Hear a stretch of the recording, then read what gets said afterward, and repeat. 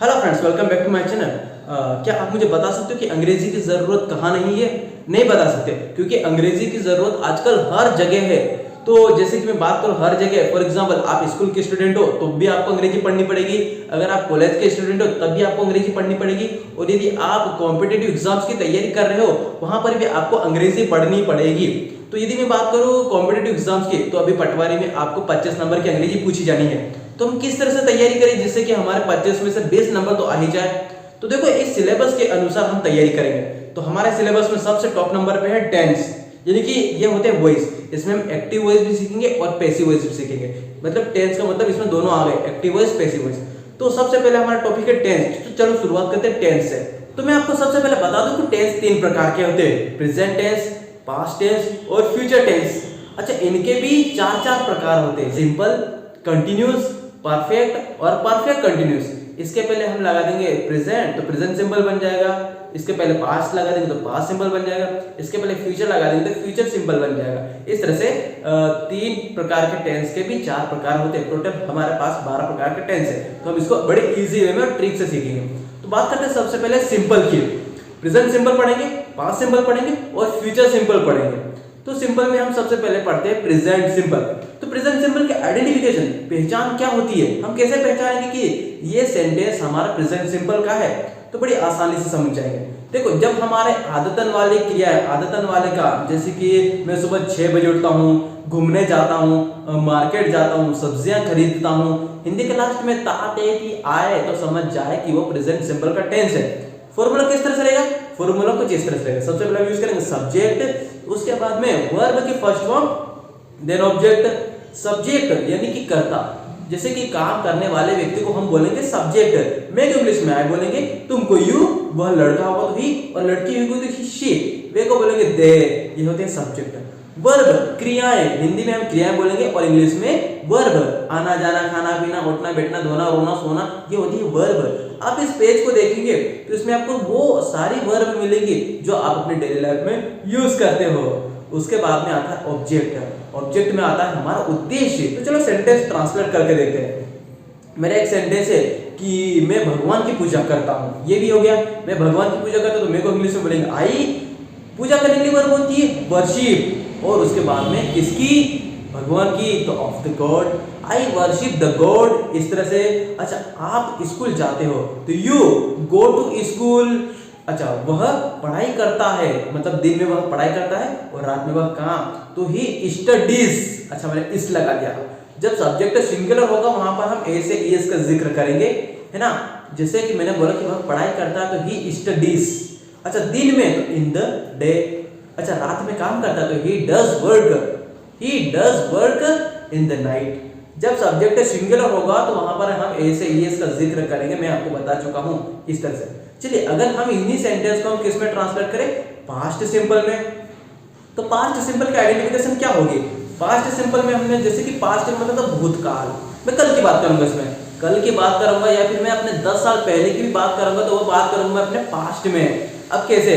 जैसे कि कल मैं उससे मिला, है ना, उसने वो उससे मिला, हम दोनों ने बातें करी, फिर उसने चप्पल निकाली और उसने मुझे चप्पल से मार दिया, क्योंकि कहीं ना कहीं गलती मेरी थी, कहीं ना कहीं मिस्टेक, बाय मिस्टेक उसने मुझे मारा। अब मैं अपने घर वालों को लेकर जाऊंगा और उसको पिटवाऊंगा। ये फ्यूचर में पहुंच गए। तो कल मैं उससे मिला, ये हुआ हमारा पास्ट सिंपल का। तो अब देखो इसका स्ट्रक्चर किस तरह से रहेगा। सबसे पहले हम यूज करेंगे subject, then second form of the main verb. अब हमें वर्ब की सेकेंड फॉर्म यूज करनी है। फिर से इस पेज को देखिए ध्यान से, इसमें वर्ब के सेकेंड फॉर्म भी है। कम की केम, गो की वेंट, स्लीप की स्लेप्ट, उसके बाद में सीट की सेट। इस तरह से सेकेंड फॉर्म होती है। उसके बाद में लास्ट में फिर से ऑब्जेक्ट। अब सेंटेंस देखें, जैसे कि मैंने तुम्हारे लिए खाना बनाया। खाना बनाया तो आई कुक्ड फूड फॉर यू। आपने मूवी देखी तो यू वॉच्ड मूवी। वॉच की सेकेंड फॉर्म होती है वॉच्ड। उसने क्रिकेट खेला तो ही प्लेड क्रिकेट। ये हुआ हमारा पास्ट सिंपल का। अगर हम सेंटेंस बनाए फ्यूचर सिंपल में, तो फ्यूचर सिंपल में आइडेंटिफिकेशन क्या रहेगी, है ना, गा गी गे, इस तरह से। जैसे कि मैं कल तुमसे मिलूंगा, मैं तुम्हें तुम्हारे पैसे दे दूंगा, मैं नए कपड़े खरीद दूंगा। ठीक है, मैं अंग्रेजी सीखूंगा, अंग्रेजी पढ़ूंगा, ये हुए हमारे आइडेंटिफिकेशन। मतलब हिंदी का सेंटेंस के लास्ट में गा गे गी आए तो समझ जाए कि वो फ्यूचर सिंपल का टेंस है। अब इसका स्ट्रक्चर किस तरह से रहेगा, कुछ नहीं वैसे वैसे रहेगा, बड़ा सिंपल सा। सब्जेक्ट यूज करेंगे, उसके बाद में शेल और विल, देन आता है वर्ब के फर्स्ट फॉर्म और ऑब्जेक्ट। अपने हमने सिर्फ यहाँ पे शेल और विल ऐड किया क्योंकि पता तो चलना चाहिए कि ये सिंपल किसका है, फ्यूचर का है। तो सेंटेंस देखो, कल मैं तुमसे मिलूंगा 10 बजे, बिल्कुल आ जाना गार्डन में, तो I will meet you tomorrow, है ना, मैं तुमसे मिलूंगा। इतने सेंटेंस देखो, तो आई विल मीट यू, मैं अंग्रेजी सीखूंगा, आई विल लर्न इंग्लिश, वह पढ़ाई करेगा, देखो उसको डिस्टर्ब मत करो, वह पढ़ाई करेगा, तो ही विल स्टडी, ये हमारा फ्यूचर सिंपल का। नेक्स्ट आता है हमारा कंटिन्यूस। कंटिन्यूस में हम क्या करेंगे, देखो कंटिन्यूस का मतलब आपको समझ में आ ही गया होगा कि नाम से पता चल जाता है कि कंटिन्यू, कोई काम कंटिन्यू चल रहा है, मैं बोल रहा हूं, आप सुन रहे हो, आप बैठे हुए हो, आप लेटे हुए हो, आप खड़े हुए हो, इसी प्रकार के सेंटेंस में हम कंटिन्यूस में ही बनाएंगे। अब आइडेंटिफिकेशन तो पता चली गई, रहा है, रहे, रही, आए, तो समझ जाए कि वो कंटिन्यूस का है। तो बात करें प्रेजेंट कंटिन्यूस की, प्रेजेंट कंटिन्यूस में रहा है, रहे, रही है। इसका स्ट्रक्चर देखेंगे तो सबसे पहले हम यूज करेंगे subject, then is, am, are, उसके बाद में वर्ब के फर्स्ट फॉर्म, देन ऑब्जेक्ट। अब ध्यान से देखो, इज, एम, आर, तीन चीजें आ गई है।